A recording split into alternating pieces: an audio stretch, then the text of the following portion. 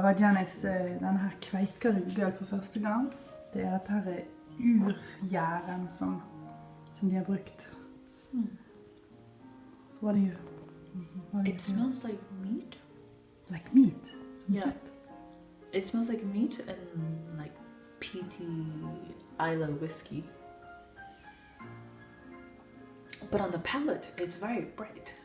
I get like red currants. And it's, the wild yeast is really complex. It's like if you added red currants into some sort of beef broth. And that umami lasts on your palate forever and doesn't go away. It just has a really long finish. Really shocking.